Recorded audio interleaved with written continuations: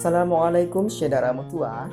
Kali ini kita akan membahas tentang kue sepit, sajian khas Lebaran yang jadi primadona di Aceh. Jangan lupa subscribe, like, dan share video ini. Setiap daerah punya sajian khas saat Lebaran tiba. Di Aceh, ada kue sepit yang selalu jadi primadona saat Lebaran tiba. Kue sepit seolah menjadi kudapan wajib. Tak ada yang tahu pasti kapan tradisi menjamu kue sepit dimulai di Aceh. Sesuai dengan namanya, kue ini dibuat dengan cara dijepit menggunakan dua lempeng besi sambil dibakar dengan tungku arang batok kelapa ataupun di atas kompor.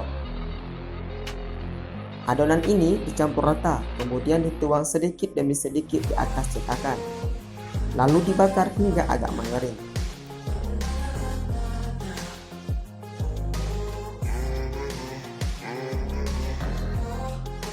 Bahan utama untuk membuat kue ini yaitu tepung beras, santan kelapa tua, gula, dan telur. Itulah proses pembuatan kue sepit atau kue semprong khas Aceh yang menjadi primadona saat Lebaran di Aceh.